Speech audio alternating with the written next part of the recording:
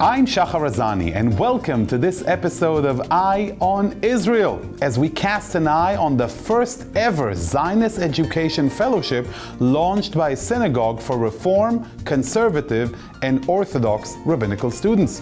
What is the future of Rabbinic leadership's relations with Israel?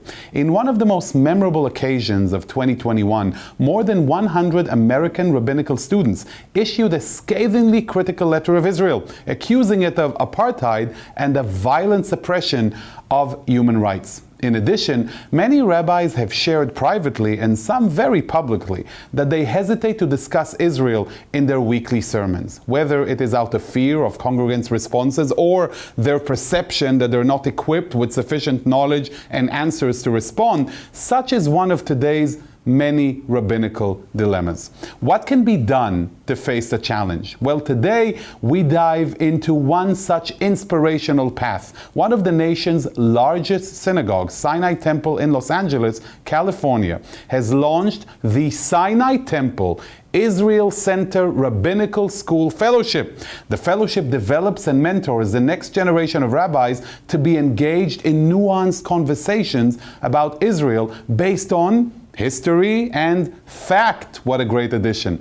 The goal is to engage in positive Israel engagement in rabbinical seminaries across all denominations and political affiliations.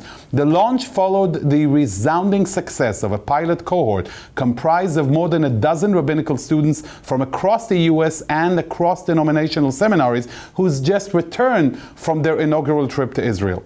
The Rabbinical Fellowship is sponsored by JNF USA, the Paul Singer Foundation, the Lisa and Michael Leffel Foundation, and the Sinai Temple Israel Center. To learn more about this exciting new avenue of Israel engagement, it gives me great pleasure to speak today with a fellowship visionary, leader, and my great friend, Rabbi Erez Sherman, as well as with some of the participants. A few words of introduction about our guest. Rabbi Sherman is the co-senior rabbi of Sinai Temple in Los Angeles, California.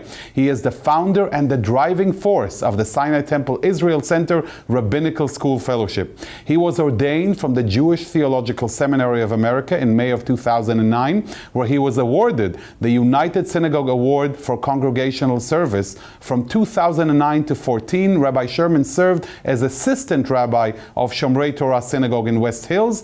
There he created the Israel Ambassadors Program. I'm seeing a line here. Enhanced Israel advocacy for teens and adults, and doubled the size of the congregation's APAC delegation. He's also the host of the weekly podcast Rabbi on the Sidelines, interviewing the world's top athletes, coaches, managers, and fans about the intersection between sports and faith. Hey, who said that Judaism has nothing to do with sports? Rabbi Sherman loves working with the special needs community. He has done much in this field. His late brother Eyal of blessed memory was a quadriplegic for 32 years and gave hope to thousands of people around the world. Eyal's life shapes Rabbi Sherman's work today, and he is the son of Rabbi Charles and Leah Sherman. Rabbi Sherman is married to Rabbi Nicole Guzik of Sinai Temple, and together they work hand in hand to foster a warm, welcoming synagogue family alongside their energetic children, Annie, Zachary, and Henry. Rabbi Sherman, welcome! Welcome, welcome, welcome. Wow, Shahar, thank you. To be with friends and colleagues is the biggest honor, and to share this story is even a greater honor, to not let it be the biggest secret in the world, but actually to let it be something that people should know about for the future of the rabbinate. Especially the inspirational part of it. But before we get to it, I want to congratulate you for assuming position as senior rabbi at Sinai Temple in LA. Mazel tov. Thank you. And it really is a lot of gratitude to also our Max Webb Emeritus Rabbi, Rabbi David Wolpe, who also had the vision, not just for us to be in this position, but also to lead the country and the world in terms of how Israel discourse happens during challenging times, but also when times are good. Because that is also a time when we should also be speaking about Israel, about peoplehood, about what it means to be together in Am Yisrael. You know, I've known you for years now, and one of the things that really stood out about you is your incredible energy and vitality and sense of doing. You know, a lot of people talk, especially, in the rabbinical profession, and yet you choose to engage in so many activities within your community and beyond, and this is a great example. So your career, your leadership path have shown great commitment to your congregants, to Israel, and to the Jewish people. I really want to know what drives that passion for Israel and for the Jewish people. What is your secret sauce, Rabbi Sherman? Right. So it is a family business. As you mentioned, Rabbi Guzik and I are co-senior rabbis, but I'm also the son of a rabbi and also the brother of a rabbi who's an education director in Cherry Hill, New Jersey. And it was never about walking into a synagogue being a working environment, but it was actually the vision that we have at Sinai Temple. It's that we are presenting the vision of opening doors to our Jewish future.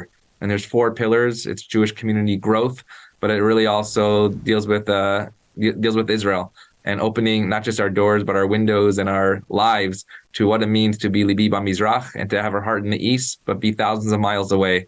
Because we don't know what tomorrow will bring in terms of politics, in terms of culture, in terms of what it looks like in Israel. But we do know that for thousands of years, we have stayed together as a people with differing opinions. As you mentioned, that famous word nuanced, which is an important word to unpack today. Right.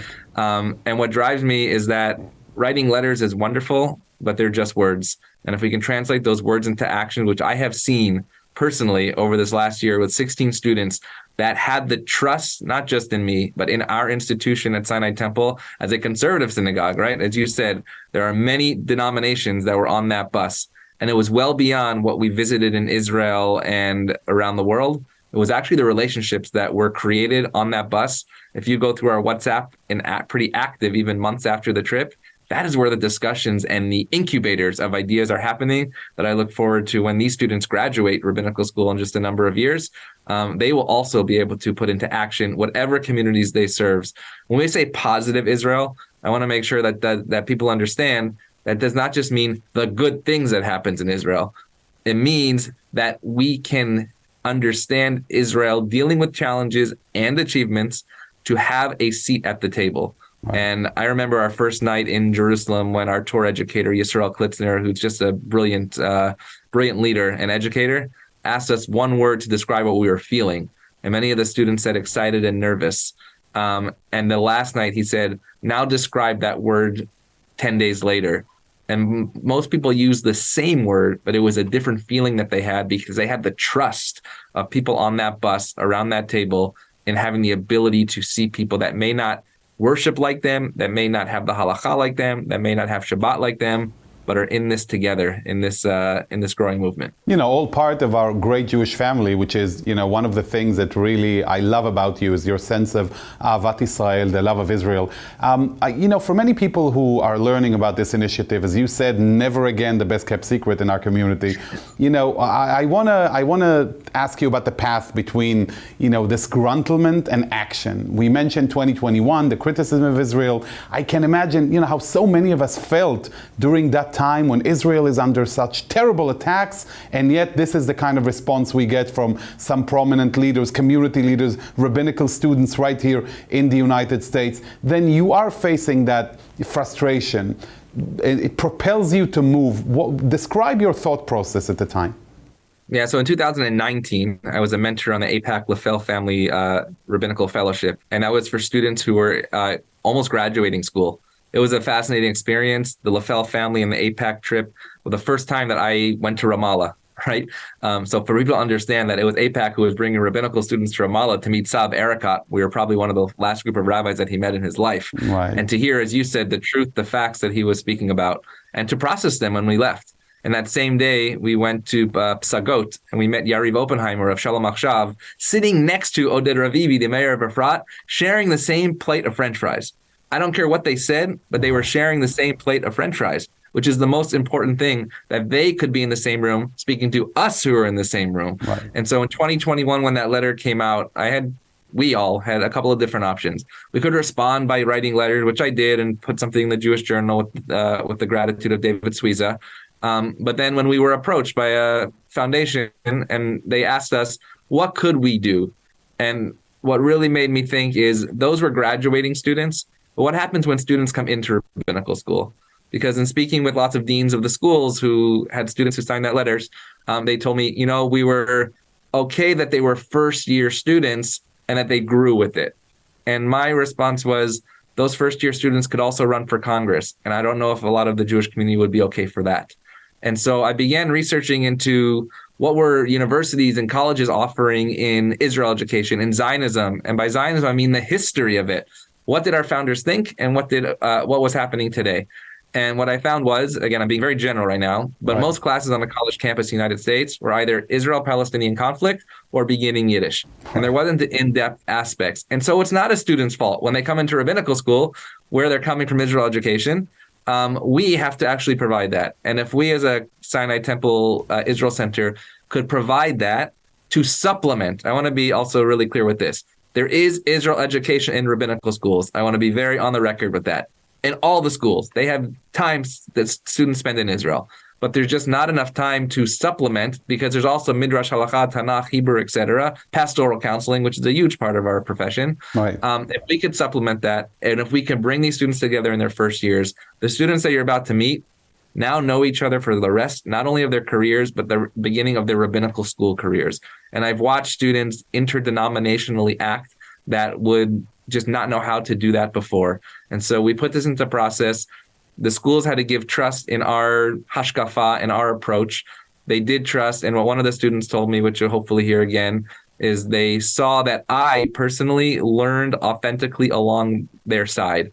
I learned more on this trip than I could ever imagine as in rabbinical school. And if we could provide that for the future of rabbinical students, then we're doing something special. What were the responses of the funders, of the organizations, of the foundations you reached out to when you presented the idea?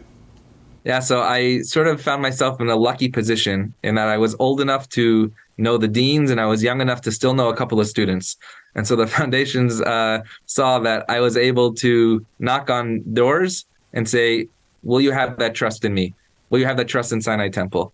And when we worked with, again, you mentioned the Paul Singer Foundation, Lisa Michael Affel Foundation, right. JNF USA, they did not dictate the curriculum. I was not handed a curriculum, and students were asking during an interview process, like, what's behind this? I said, what's behind this is Israel education and seeing different aspects. And so I wanted to expose students to people and ideas that they might not get in rabbinical school. One example being evangelical Christianity on the ground in Jerusalem. Right. Supplemental, like you mentioned before, to supplement that education. Exactly. Usually an evangelical pastor is not going into rabbinical schools to speak about their aspects. And we were able to ask both challenging questions and fascinating questions that we now, we trade articles, and especially what's happening in Israel and the evangelical world, again, challenges and achievements. We understand that in a much better way. And when somebody becomes a rabbi in Iowa, in Teaneck, in Los Angeles, in Texas, maybe they'll meet a different pastor and they'll begin to discuss, again, differences and similarities about what that means.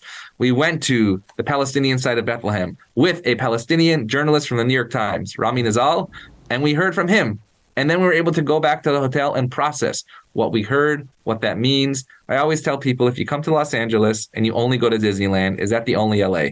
No. But if you go to Los Angeles and you only go to Skid Row and see a very difficult homeless population, is that the only LA? No. They all exist, not in a vacuum, but in a symbiotic relationship. And so to be able to see this approach of taking it all in very quickly, we had not enough time to do everything, but simply to get a taste of how to engage, I saw that happen, and I'm watching it happen as we continue our partnership over the year ahead. Right. I couldn't agree with you more, especially, my hope has always been for people to acknowledge the complexity. They don't have to agree with me on Israel, but they also shouldn't buy into the simplicities that sometimes are being offered out there in the marketplace of misled ideas. I want to ask you some practical questions about the fellowship itself. Explain to us, what does it include? How do you get in? Rabbis are listening to us as we speak now, and they would love to be part of this incredible group. How does that work? So our pilot cohort began with 9 seminaries that included 3 HUC Hebrew Union College campuses from LA, New York, and Israel. And so we begin our recruitment process right about now through October. Each candidate is interviewed, and not only by me. We put together a cross-denominational panel of rabbis who are also involved in things like the Lafel Fellowship. So our students coming into this process could understand that there were other rabbis, not just simply me, myself, and I, who were deeply invested in this aspect. We do acceptances in November, and then we begin in January with 4 different seminars. It's hard, as you know, to meet on Zoom. We're going to improve our social relationships so we get to know each other a little more. And so we do a monthly Zoom seminar, and the titles are Zionism, but it's Zionism through. So what does Zionism mean through the Arab narrative? What does Zionism mean through the Palestinian narrative? We met, for instance, Dr. Mona Khoury Kasabri, the DEI vice president of Hebrew University, the first female Christian Arab vice president of Hebrew University. Right. I don't think many rabbinical students in the past have met somebody like that. We did Zionism, could even think it's possible. Exactly. We did Zionism in America, not Zionism of America, but Zionism in America. We then took our mission to Israel for a week, and we explored as much as we could in these topics. And then we're going to come back starting now, and we're going to do Zionism in Europe. We're going to do Zionism on the academic campus about what's happening right now, which is obviously troubling. And then we will go to the JNF USA conference, where I know we'll see you as a premier speaker. And also we want to do some media training, because we actually found that students were not afraid to use their voice, but nervous of how that voice will be used in public, whether it's something like an Eye on Israel, whether it's how you're quoted in the newspaper, right. To be honest, how that will affect employment and the rabbinical school going forward. But what I have found, at least in my own career, is that when you express the complexity, being in the gray area is not easy. And sometimes it sounds wishy-washy to people. But embracing the gray, complex area is actually a strong point to understand that there are different sides of this. And so even the day before I went to Israel again, we just took our second grade families, or a lot of second grade families, to Israel from Sinai Temple. Right. And the day before I said, peoplehood over policy. There are policies that we love. There are policies that we do not like. There are things going on, hundreds of thousands of people in the streets protesting. It's not a secret. We don't hide from that, but we also understand that on that El Al plane, which I explained a couple of weeks ago, there's only one flag, and under that flag, there's only one people. Right. And we have to understand that that is our mission, to be able to embrace all of that. Right, to be able to be with such a high level of self-awareness and people awareness like you, Rabbi Sherman, is incredibly important and inspirational. The understanding, to me, it's always been that after thousands of years, we have a state of Israel. We can be part of the discussion, whether it's tough, whether it's difficult, whether we agree or disagree. The last thing we want to do is disengage, and here comes this fellowship. And you also, from what I heard from you before the air, you had an interesting encounter right before you came on the interview. Yeah, so I just met a 97-year-old member of Sinai Temple who wanted to meet their new senior rabbi, who said, look, if I'm going to pay dues to a synagogue, I got to know who's going to be speaking to me. Right. And he is a Holocaust survivor of the Kinder transport that went from Germany to Sweden. And I asked him about the night of Kristallnacht, and he explained how he was in school at 10 a.m. on a regular public school day, and the teachers told him, you need to go home, there's something happening. And he literally watched his synagogue and Jewish community burn down. He can identify the moment that the Jewish community was destroyed. And then he said in 1967 was one of his first trips to Israel, and he took his son and his wife, and he not only watched, he witnessed and walked through the streets of Jerusalem reunited for the first time ever. And often in this fellowship, when I was doing the research, I asked the question, when does your Israel story start, right? I'm about to be 41 years old, and my Israel story, I was born in 1982. I sort of remember as a child, I definitely remember the Oslo Accords, but what was before that? I don't remember 1967, but I better be sure learning about 1967 and 1948. Again, the good, the bad, everything together. Most students, if you're coming into rabbinical school today, does Israel start in 2014 in the Gaza war? Where is that moment of story? When did that David Goliath story switch? Really, we investigate those aspects. We are able to listen to each other. Again, not all agree. And I can tell you just one, there are many success stories of our rabbinical students. But there was one speaker that a student did not agree with at all, so much that the student was going to walk out. And afterwards, the student came up to us and said, I was going to walk out. And I said, you have every right to do what you want to do. But I knew and I understood from this cohort that if I stayed at the table, then that person would see me. And maybe tomorrow, maybe in a week, maybe in a year, they'll understand that I still exist. If I walk out, then I'm done. And I'm seeing a lot of people today walking out of the conversation. I think it has to be the opposite. We have to walk into the conversation. Oh, what a great example. So you mentioned this year-long fellowship, after which, of course, like you mentioned before, these are people who are going to be connected for so much longer. And then you have an additional cohort for which the applications are out now. How do people apply? Is there a website? Is there an email for those of us out there who are interested in, those rabbis out there, those leaders out there who want to be part of this program? For sure. You can visit our website at sinaitemple.org, and under the Israel Center, you'll find the Sinai Temple Israel Center Rabbinical School Fellowship, a very long name. You can also, of course, email me at esherman@sinaitemple.org, or if you know a rabbinical student, which is as important, right? Express to your rabbinical students that this is an important program to be part of. In fact, as we mentioned earlier, 2021 was the year that letter was signed by over 100 students. It's still online.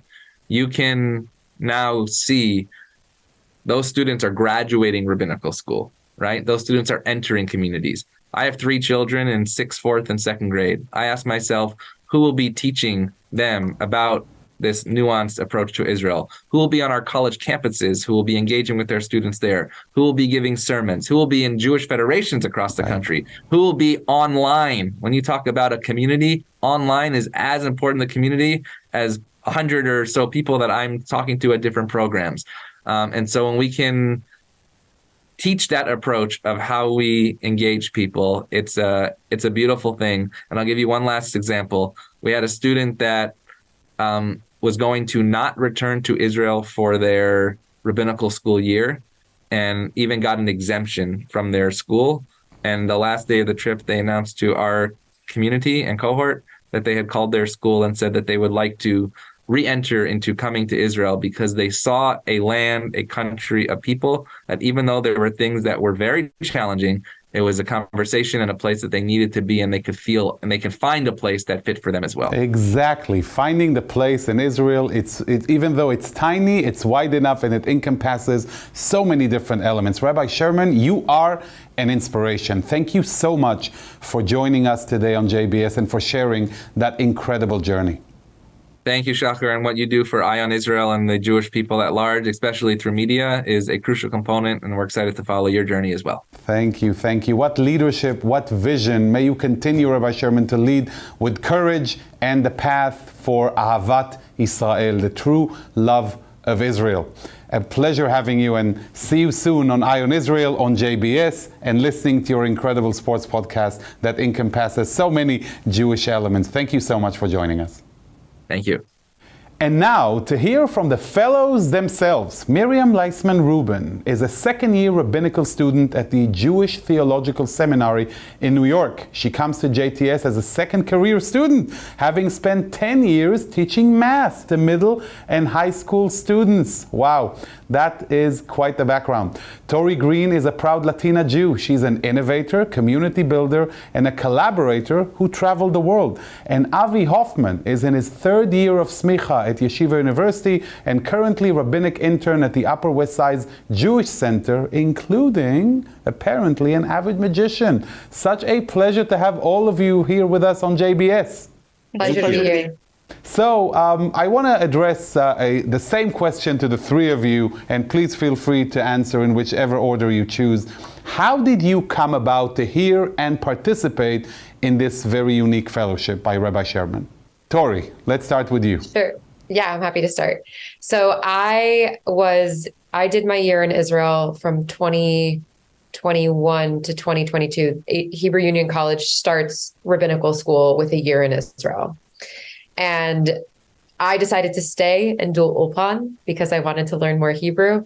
And I think while I was there, I got an email about this fellowship that was going to be happening. And I am one of those people that wants to do everything related to Israel. So I reached out and said, I'm interested. I got connected to Rabbi Sherman, and we had a really great conversation, sort of like, I have a lot of facilitation training and a lot of leadership training, and sort of sharing with him so I want something like this to look like, what kinds of conversations I want it to be having, how I want to diversify the narratives that I'm hearing. I spent a lot of time while I was living in Israel talking to a lot of people with a lot of different stories. And so I was like, I want to continue doing that. And here's how I think this fellowship might be able to do it for me. Wow. Miriam, what about you? So my first Israel experience happened. I was a new Jew. I had been like less than 6 months from the mikveh, and I had not great preparation or training, and that had made me hesitant to engage in experiences with Israel in general. And at the Jewish Theological Seminary, we are required to spend our second year, now our third year, as a result of COVID and schedule changes, in Israel.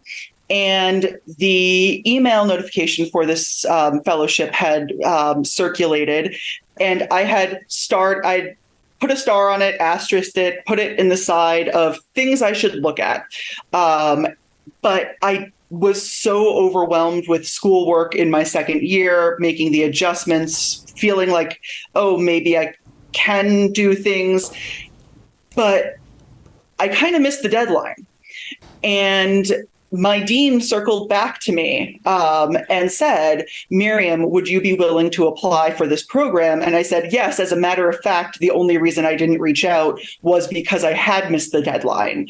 But I think that this would be a really good experience. It's really important for me to feel more comfortable with Israel and with the discomfort, with the gray areas of Israel before I am expected to go live there for a year. Right. And this is the first opportunity I've seen to really engage in those gray areas. So that was my intro to what I'm doing now, which is starting on earlier this week. I arrived in Israel and have started my semester. So we're speaking with you, and you are in?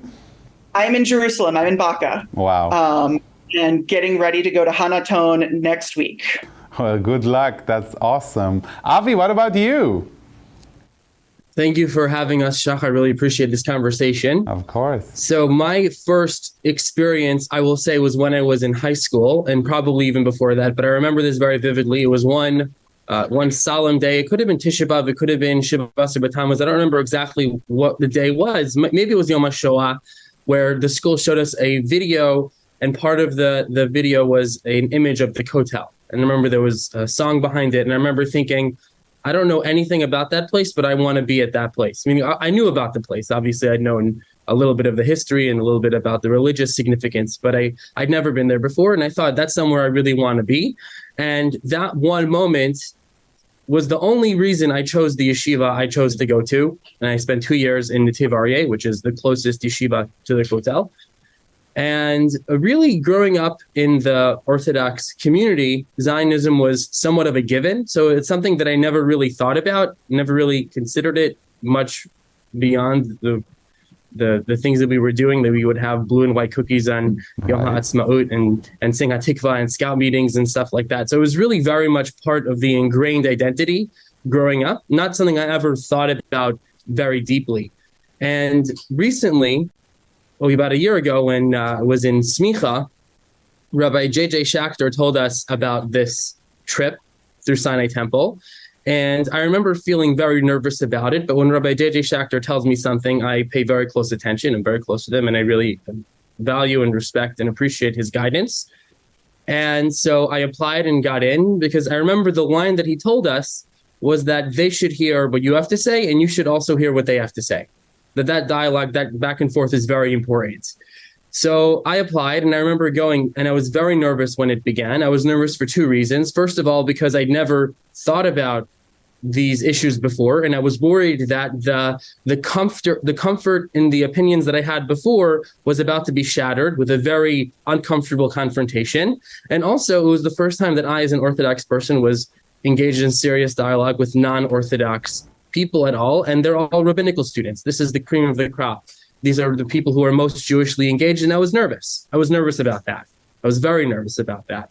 And over the course of the trip, many things happened, and I'm very happy that I went. But one of the things that happened was we became really good friends. Wow. And we developed really close relationships. And I mentioned towards the end of the trip, I said to Rabbi Sherman, I told him about what Rabbi J.J. Schachter had told me, that you should hear what they have to say, and they should hear what you have to say. And Rabbi Sherman said, I appreciate that, Avi, and I hope that now, after having been on the trip, it's not what you and they have to say, but it's about what we have to say. Incredible. And to me, that's really what emerged from the trip. And that is a very short version of my experience on this trip. Well, I have to tell you, listening to the three of you, I'm already inspired on a personal and definitely on a national level. This is something we should absolutely foster, and I dare say not just within the American Jewish community, but also within Israel. Tori, in your background, I see that you actually led 13 birthright trips. So you already know everything. What brought you on that trip? Like, how did it work for you? You know, I don't know everything. And I think that I want to spend my life knowing that I don't know everything. I think that that's one of the most, they say the more you learn, the more you realize what you don't know. Right. And staffing Birthright was my first time going to Israel when I was in 2014, when I was 20 years old. I went to Israel and it shifted everything. Israel is an integral piece in my path. It was after that trip that I started caring about being Jewish. And it was after that trip that I got involved. I actually got really involved with my Chabad at my school, the University of South Florida. So I'd also had this multi-denominational experience deeply within me. And Birthright is a wonderful first touch experience. It's a first touch. And it's not, I was leading 13 trips of different, because everyone on the trip is different, but 13 very similar trips where the majority of the people on the trip have never been to Israel before. And you're starting at this sort of like level of, we're going to be engaged with this conversation from a conversation of beginners, of people who haven't seen, haven't touched, don't have the same background of the land, right? So this fellowship was a way to say, let's actually engage in the really complicated, like there is an assumption that there is a base of knowledge that people going on this experience have in some way and are speaking to a level of of being articulate in the conversation about Israel. People who have been thinking about it for a while, who are interested in the conversation. And it wasn't a trip about conclusions. It was a trip about discovery, right? Which, of course, Birthright, is also, because its name in Israel is Taglit, which means discovery. Right. But this fellowship was sort of revealing and unveiling different narratives, different stories, different truths, right? Not capital T truth, but lowercase t truth that shares people's different perspectives and helps us understand. Perhaps we leave a session saying, wow, I'm so much more seated in my own perspective after hearing that person. Or like Avi just said, that like maybe something that I've been believing up until this point is wrong. And there's a release that I am responsible to let go of in order to better understand this really complicated land, this complicated nation. Right, but one of the things that really stood out for me with you is, how did you move from the position of answering the questions to asking the questions? Was that refreshing? Wow, being a participant was such a refreshing experience for me. Right. It was so nice that I didn't have to, like, normally I have to hold back my questions. I always have questions. Right. And when I'm staffing, I step back and let space for my participants to ask the questions. Right. But this was a space where I was able to be the one that was asking the questions. And when we started the trip, my intention was chutzpah, because I wanted to ask the complicated questions, the challenging questions, the questions that made our speakers hesitant to answer. Those were the questions I wanted to ask. That's the engine of our people. Miriam, I'm fascinated by the transition from math into the rabbinical pulpit. And then specifically, I want to ask you, beyond that transition and what propelled it, what was your experience with Israel before, and how, if at all, the fellowship changed that interaction? So my first experience with Israel was a study abroad trip out of my non-Jewish university, where I had been engaging in intrafaith. I essentially found Judaism during college. I have no Jewish background. My grandmother is a Presbyterian minister. My great grandfather was not evangelical, was a Lutheran minister. Wow. There's a history of ministry in my family. And growing up, I wanted to be a teacher or a lawyer. And I used to joke that when I discovered Judaism, I discovered there was one role that combined them both. It was called rabbi.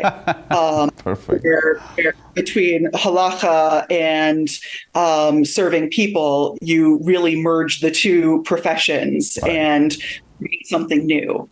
And so the first step was actually converting to Judaism. And then the second step was, as part of my major, going to Israel on a study abroad experience. It was the tail end of the Second Intifada. And I was not adequately prepared by my institution. And I landed on the ground. I made it to Jerusalem. I made it to Hebrew University. And the first thing I had to do was go through metal detectors, which at that semester were brand new. And had been put in place in response to the bombing of Hebrew University a year or two prior. And I was like, oh, I was not ready for this. And there just ended up being a series of cultural mismatches where I realized that the version of Israel that I had been told as a convert, as someone who did not have direct family experience, did not have direct history, was an idealized American version of what people, the Israel that people supported, the Israel they desperately wanted Israel to be on the ground, right. But that wasn't the reality that I was seeing. And I made the decision, rather than to continue to push myself in this situation in which I was not prepared enough, I left. And I continued my studies at my university for the remainder of the semester. And I did not return to Israel until my husband-to-be at the time and I went on a birthright trip, Tori, in 2010, about 3 months before our wedding. And that's the first time that I began to be more open to the complexity of the narrative and being able to actually engage with people in the complexity of the narrative. Wow. And so for me, this trip, this fellowship and this trip was everything I needed. It was everything that 2005 Miriam wanted from preparation for Israel. It was everything that I had not received in terms of acknowledging the many, many conflicts and dichotomies, most of which, have nothing to do with Arab versus Israeli, right, or Palestinian versus Israeli. Right.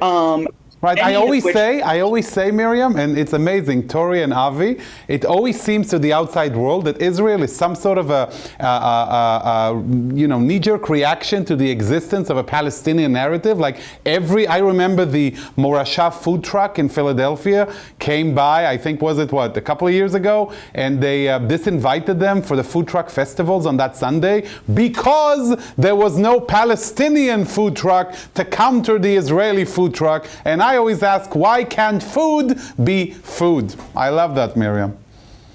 Yes, yeah. And I'm from Philadelphia. I know. I'm right. From Philadelphia. That was a very real moment in the community where we're like, why can't we just have food? Right, exactly.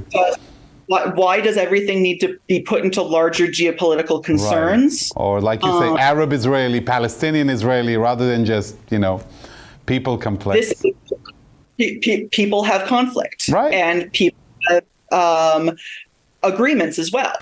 And some of the areas where people agree aren't necessarily what you would expect, in the same way that some of the areas in which people have conflict aren't what you necessarily expect.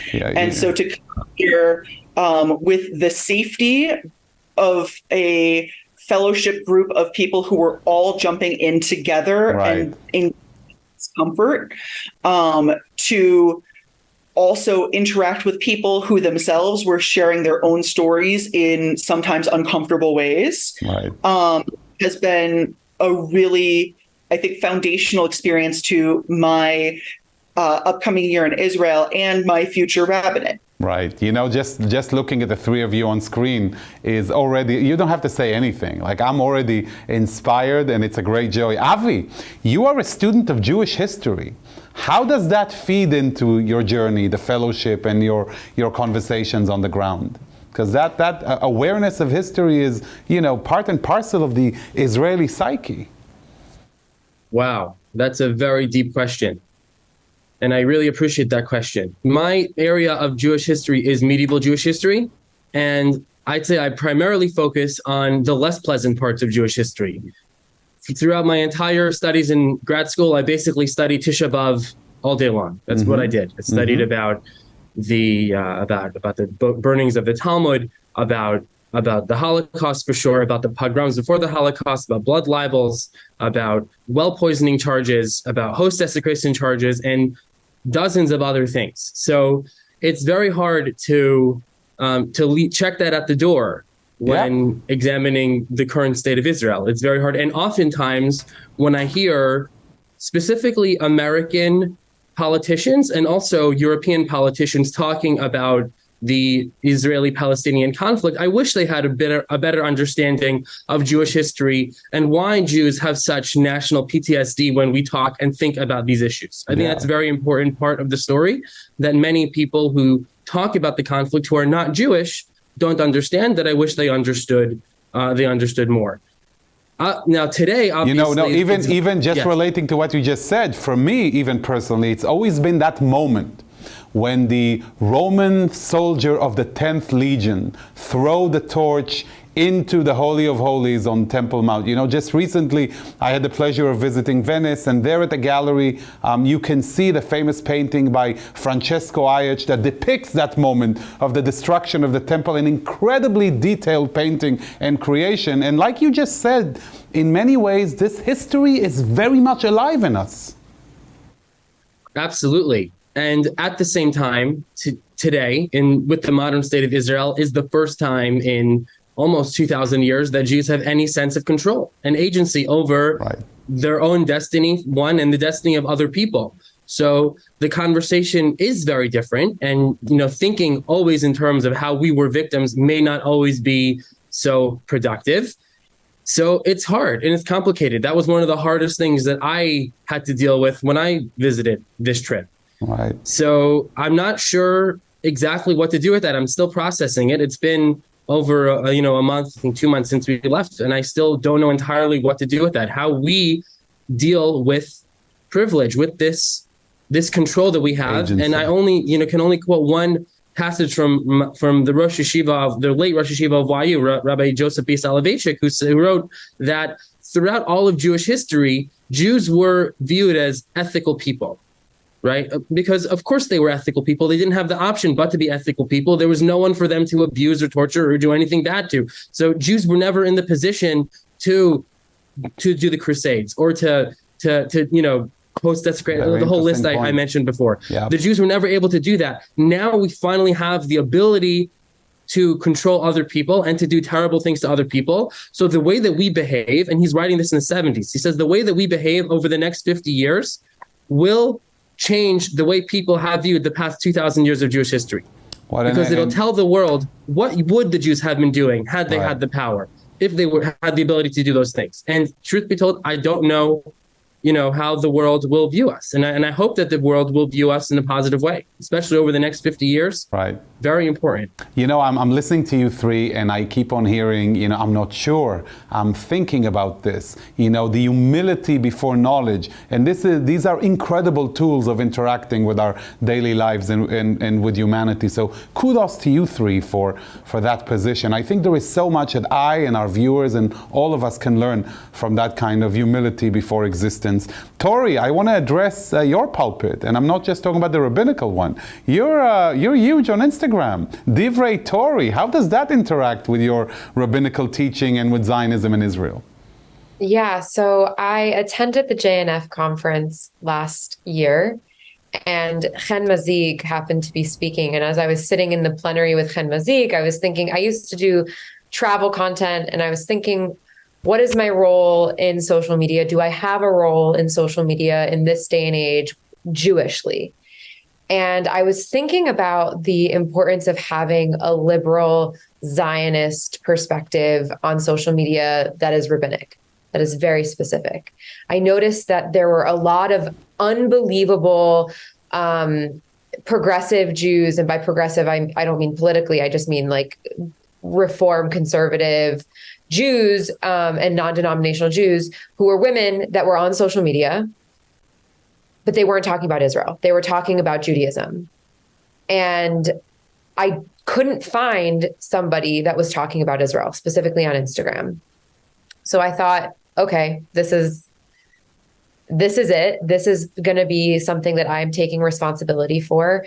And so I educate on Judaism and I educate on Israel. And specifically, I think it's really important to break down the word Zionism has become, it's like been taken away from us. Yes. And the way that people define Zionism is based on one specific version according to whoever it is. Like it's not what Zionism looks like. And also there has never been a singular Zionism. Right. There has always been multiple ways in which Zionism has existed. And so there's a responsibility for me to, Rabbi Sherman said earlier, have a seat at the table. Part of having a seat at the table is saying, no, I am a part of this. Yep. And I do consider myself to be a Zionist. Yep. And I consider myself to be a liberal Zionist. And for me, my Zionism also means caring about the Palestinians and their liberation. And for me, my Zionism is about Israel looking the way that I want the Jewish state to look.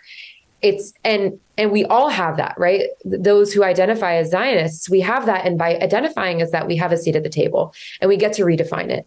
And so I have spent a lot of time in my comments section, and on Sundays I do a Q&A on my Instagram that asks me anything Judaism, Israel, and about myself. This week, somebody said, do you really believe that you can be liberal and Zionist? And then part of my like shtick is being a little silly. So I just took a screenshot of my page and circled liberal Zionist and said, yes. Hello. But like the question was, in conversation, we wound up getting into conversation. It's realizing that actually we do have a lot of the same values. I'm just choosing to align my values to sitting at the table, right? And being a part of the conversation and holding an identity that is a part of the conversation. And that's not to say that Israel as a nation is perfect. Right. I don't know any perfect nation. There's a lot of growth points. There's a lot that everyone needs to do. And I think that I feel as somebody who identifies as a Zionist, that there are things that I want Israel to be. And I'm not going to just turn away and ignore it. Oh, let's celebrate our imperfections. It's funny. There is so much people don't know out there about Israel and the Jewish people. I remember specifically an encounter with a congregant a few years ago who came up to me and said, your name is Shahar Azani. Are you sure you're Jewish? Like they were so used to the existence of American Jews and identities coming from Europe that finding somebody else, we're almost out of time, so I'm going to ask you one last question, same one to the three of you, and I'd like to start with you, Miriam. Give me one point of the trip that was your highlight for inspiration for our viewers. Wow. I think that for me, and I hope that I don't steal this from either Avi or Tori, because Rabbi Sherman already hinted at it. I think that the session around Christian Zionism, in which we heard from a speaker speak passionately and engagingly about their support of Israel, but at the same time expressing views that were extremely problematic in the diaspora, that would get I, in my experience, would have them protested or shouted down by Jewish communities to the extent possible if they were being expressed publicly in diasporic communities, because they are they have the sense of feeling like they're taking away from Jewish tradition, they're taking away from closed practice, they're supersessionist in a way, and then simultaneously realizing through our later discussions that from what I could tell, every single participant, every single Jewish participant, rabbinical student participant, felt similarly about the problematic nature and challenge of that, and that Israelis, by and large, did not see those actions as problematic when they occur in Israel. Right. That there is a distinct difference between how closely you have to protect your rituals and your traditions and maintain them as a closed practice when you are outside of your homeland, versus how much you have to take them, versus how closely you have to protect them when you're in the land that they came from, Right. when you're in the place that brought the entire people into being. Right. And so for me, sitting with that knowledge and asking the question, well, what does that mean for us as diaspora supporters of Israel when these other groups who also are important supporters of Israel can cause us harm in the diaspora? How will that issue continue to play out? What will that look like in my rabbinate for interfaith issues? How will we work on this together and continue to support both diasporic and Israeli Jewish community? Wow. Fascinating. Tori? I was going to say that you should go to Avi first because I'm still thinking. That's good. So Avi, as a rabbi magician, the perfect combination, what was magical for you during the trip? Wow. I have two moments that come to mind. I can't think of which one is better, but they're both very powerful. So one, we had a speaker. One of our speakers was Naim Al-Bayeda. He is one of the top, I don't remember his exact title, but he works for Road for Recovery. Mm-hmm. He is a Palestinian who lives, I believe, in the West Bank. He's their West Bank coordinator. I think that's what it was.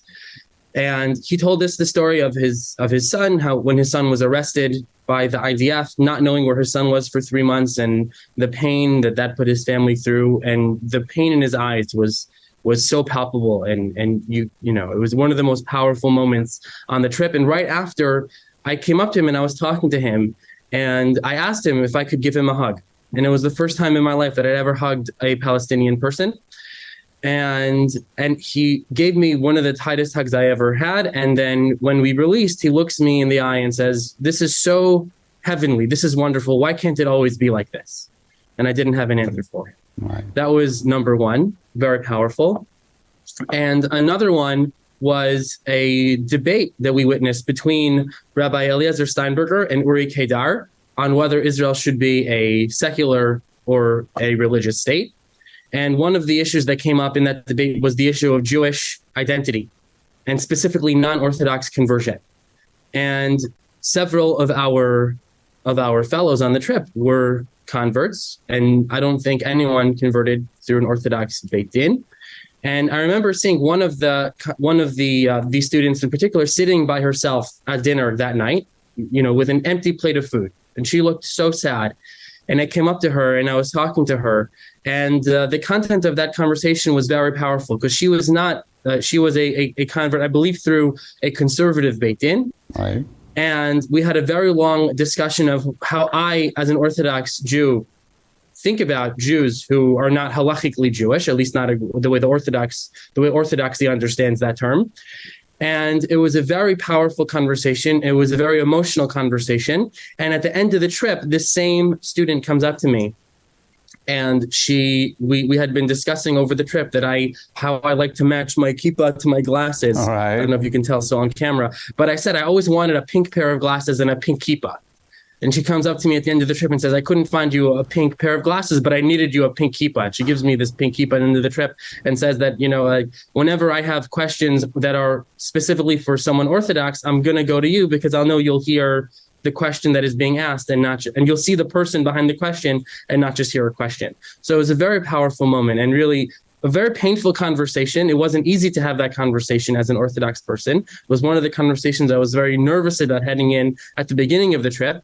But a very productive outcome and really dear friends that I gained from that encounter. I won't mention her name, I will respect her privacy, but a really, really dear friend and someone who I value and appreciate very much. Wow. Incredible, Avi. Tori?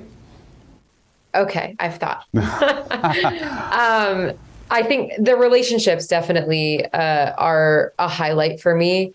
And the fact that everyone that was opting into this experience was also opting into the difficult conversations, that there wasn't the I'm not going to engage in this and I'm not going to learn about this and I'm not open to it.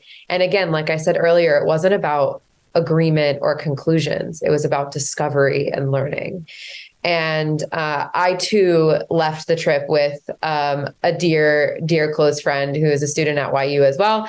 And we're talking about how he and I can continue to be in collaboration with each other and working together with each other. And just thinking about, like, who would think that a Reform rabbinical student and an Orthodox rabbinical student are in collaboration, in conversation, doing things together. I think it's like going to maybe break some people's brains. And I'm really excited to be a part of that, being part of the breaking the brains of the Jewish future. This is truly incredible, just listening to the three of you. I can't thank you enough for joining us today. Miriam, Tori, Avi, there is so much more.